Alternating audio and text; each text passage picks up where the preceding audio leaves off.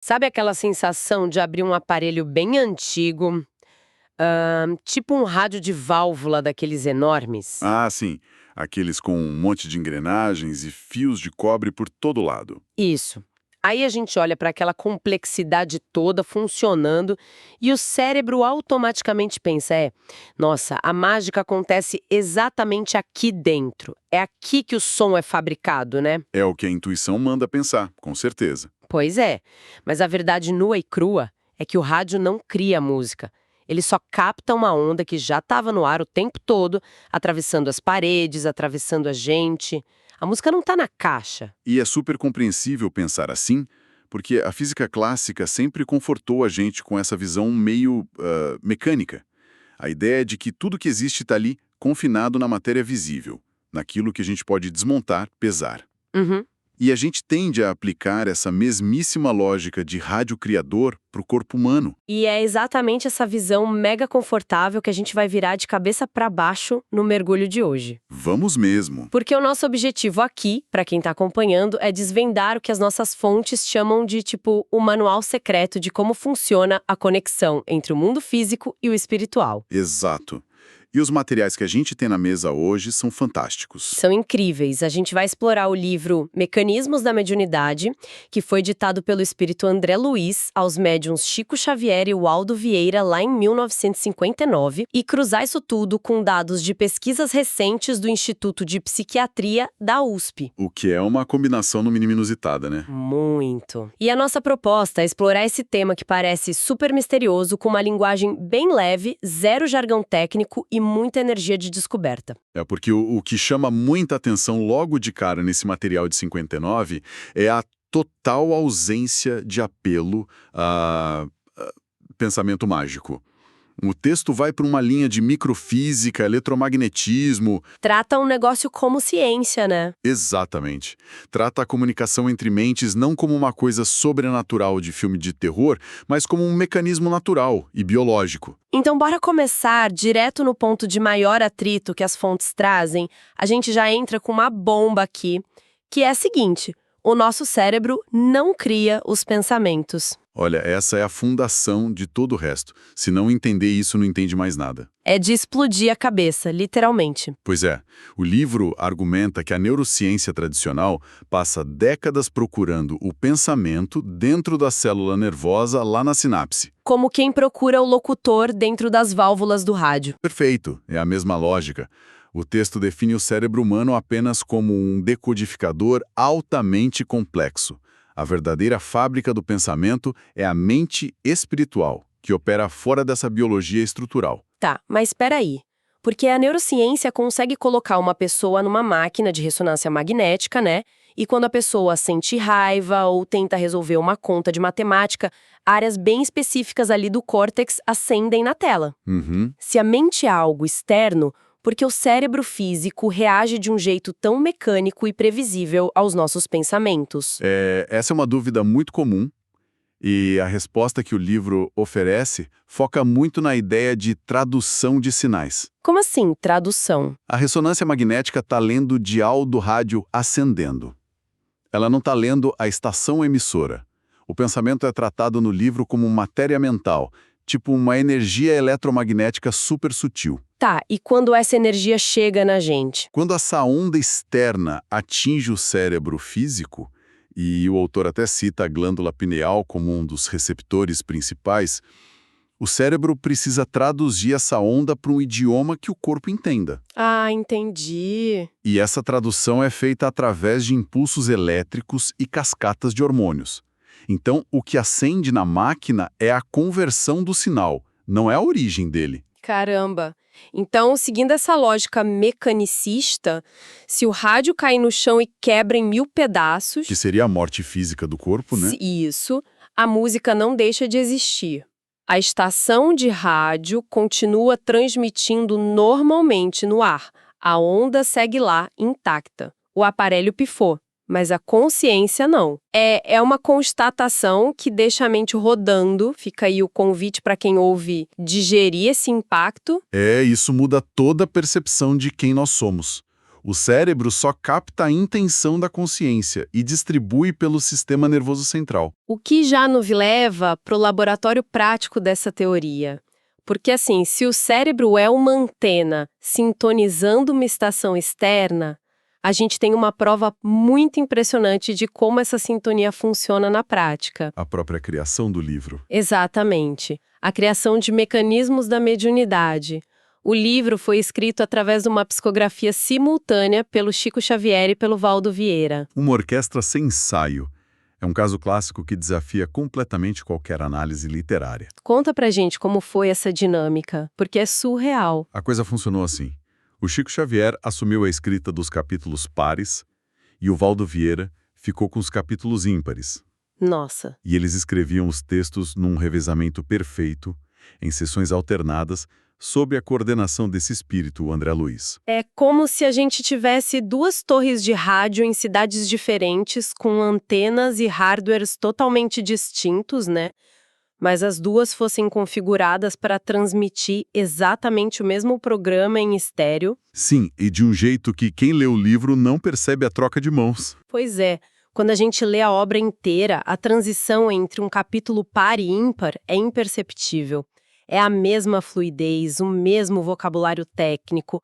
A pergunta que fica é: como exatamente esse circuito funciona sem dar choque ou interferência, já que são duas pessoas diferentes ali no meio? É como pegar dois músicos em salas separadas, tocando uma sinfonia complexa perfeitamente sincronizados sem nunca terem visto a partitura, sabe?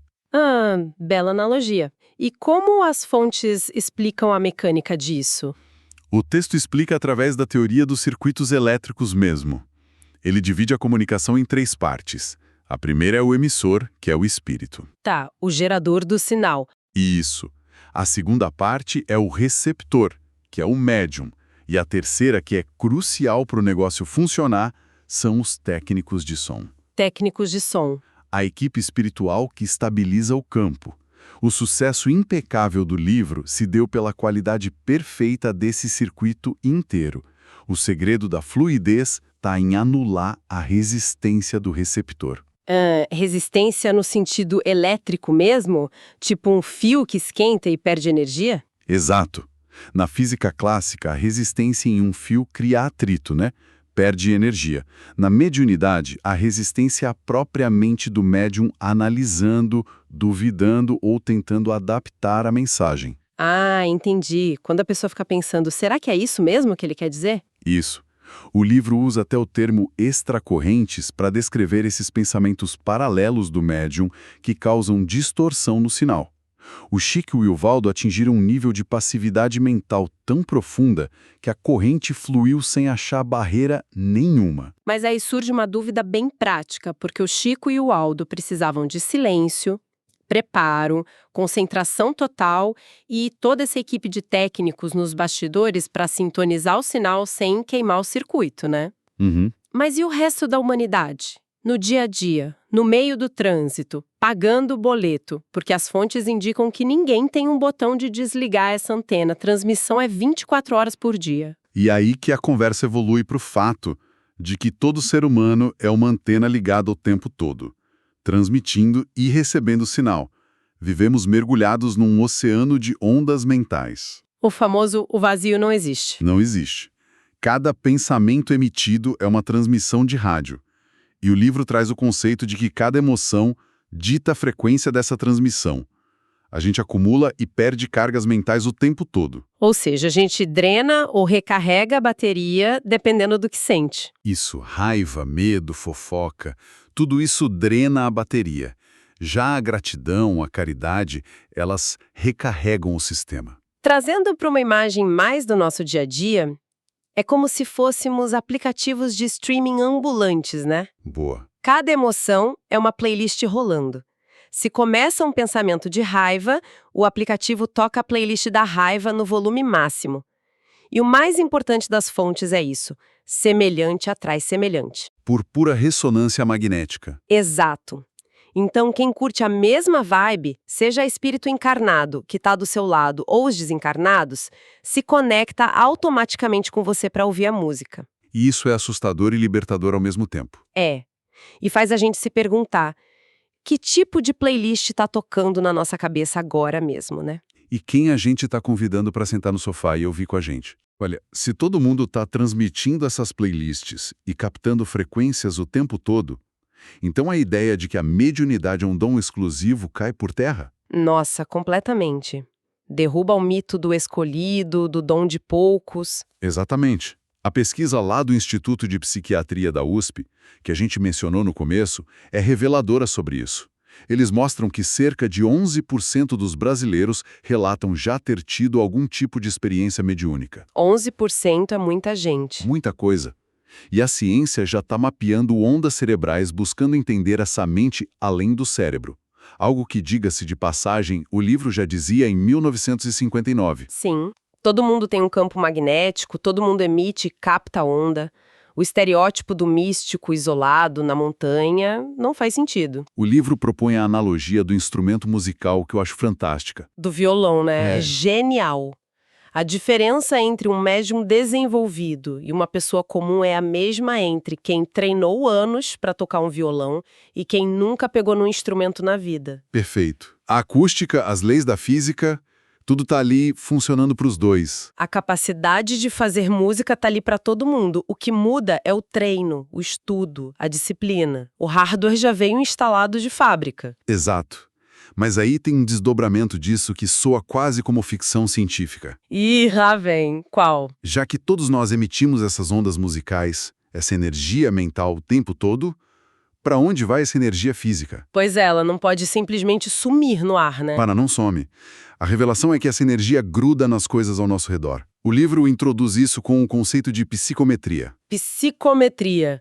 E como as fontes explicam isso de um jeito curioso? Basicamente, objetos físicos absorvem as vibrações e emoções de quem os tocou. A matéria não é neutra, ela retém o magnetismo. Ah, tipo aquele anel antigo de ouro que a avó usou por décadas? Esse é o exemplo perfeito. O anel carrega, literalmente, a história invisível das emoções dela. Os medos, as alegrias, a ansiedade. Um sensitivo ou médium treinado consegue atuar como uma agulha de vitrola. Quando ele encosta no anel, ele lê essa gravação magnética. É fascinante. E brincando com isso, explica muito aquela sensação que todo mundo já teve de, sei lá, entrar num brechó, pegar uma roupa, um objeto antigo e sentir um negócio estranho, meio pesado, ou até uma alegria sem motivo. Com certeza. O seu sistema captou a frequência que estava impregnada ali. Quer dizer, então, que cada objeto é como um diário secreto de emoções? E a gente só não sabe ler o idioma na maioria das vezes? É a melhor definição. Cada móvel da sua casa é um diário aberto das suas próprias oscilações de humor. Nossa, que responsabilidade. E pensando nessa loucura de que os objetos acumulam as nossas emoções e que a nossa mente drena a bateria quando a gente entra em frequências pesadas de ruído mental, como é que a gente faz para limpar essa estática toda? Tem que ter um jeito de reiniciar o roteador, né? E tem. E a resposta que o livro dá muda completamente o conceito tradicional que a gente tem de religião. Lá vem mais uma quebra de paradigma. Qual é a ferramenta? A oração. E essa é talvez a revelação mais bonita do material. Mas oração num sentido físico. Sim. O livro explica que a oração não é uma lista de pedidos que você manda para Deus esperando um carimbo de aprovação. Orar é literalmente um ajuste de frequência mental. Tipo, girar o botãozinho do rádio para achar a estação certa? É tirar a estática do rádio. A oração eleva a vibração da pessoa, limpa o canal e recarrega aquela bateria mental que a gente estava falando agora há pouco. Eu acho isso maravilhoso porque tira todo o peso religioso, dogmático, sabe? E transforma a prece numa ferramenta prática mesmo. Tipo um cancelamento de ruído do nosso fone de ouvido para a gente conseguir ouvir a música certa com mais clareza. Exato. É higiene mental pura e simples. E isso leva ao que eu considero o ápice do mecanismos da mediunidade. Que é a análise que eles fazem da figura de Jesus, né? Isso, porque o livro não descreve Jesus como um fazedor de mágicas que quebrava as regras da física. O texto classifica ele como o médium perfeito. O médium perfeito. Como assim? Significa que ele não tinha ruído mental algum, a mente dele operava com resistência zero. A sintonia com a frequência do amor divino era impecável, sem nenhuma estática, sem extracorrentes. Ele era um supercondutor de energia. Nossa, não tinha ego ou medo para causar interferência no sinal, né? Nenhuma. E a mensagem inspiradora das fontes é que essa configuração impecável não é um milagre isolado. Todos nós podemos caminhar nessa direção. É um processo natural de evolução, de ir melhorando a própria sintonia dia após dia, limpando a antena. Fantástico. Recapitulando a magnitude do que a gente viu aqui hoje, o balanço que fica é muito vibrante. A gente começou derrubando a ilusão de que o nosso cérebro fabrica pensamento para entender que ele é só uma antena tradutora. A gente viu, com o apoio das fontes e das pesquisas da USP, que a mediunidade não é algo assustador, sobrenatural ou mágico. Ela é um mecanismo natural da vida, baseado puramente em ondas, frequências e sintonia constante. É física aplicada à vida diária. Total. Vimos que as emoções são playlists atraindo parceiros de dança invisíveis o tempo todo, que os objetos ao redor guardam as memórias magnéticas do que a gente sente e que a oração é essa tecnologia definitiva para recalibrar a nossa mente. Um resumo perfeito. Mas olha, eu não posso deixar quem está ouvindo a gente ir embora sem uma última revelação do livro, um conceito que a gente ainda não mencionou e que funciona como a chave de ouro disso tudo. Opa, qual conceito? A ideoplastia. Ideoplastia. O nome parece complexo. Explica pra gente. Lembra que a gente falou que o pensamento é uma força magnética real e que a gente emite ele o tempo todo? Lembro. A ideoplastia revela que pensamentos não apenas atraem coisas. Pensamentos fortes e persistentes literalmente criam formas reais no plano invisível. Espera! Criam formas? Sim, se você imaginar algo com muita intensidade, seja por medo, por raiva ou por amor, aquilo ganha substância no campo sutil. A sua mente atua sobre essa energia invisível e esculpe uma forma magnética. Caramba! É como se a nossa mente fosse tipo uma impressora 3D invisível, imprimindo no ar as coisas que a gente fica remoendo ou desejando. É a analogia perfeita. A mente funciona como um radiocriador. E sabendo dessa capacidade de impressão 3D ininterrupta, fica uma provocação final gigante para quem está acompanhando a gente. Que é? Que tipo de formas e paisagens invisíveis a gente está construindo na nossa própria sala de estar neste exato momento, né? Exatamente. Que monstros de estresse ou monumentos de paz você está esculpindo no ar da sua casa agora mesmo? Olha, é para deixar todo mundo refletindo. Saber que a gente tem o controle do dial muda o jogo inteiro. Bom, pessoal, esse foi o nosso mergulho profundo de hoje nas engrenagens da mediunidade. Fica aí a reflexão sobre qual música vocês vão escolher tocar na playlist da mente de vocês. Até o próximo mergulho.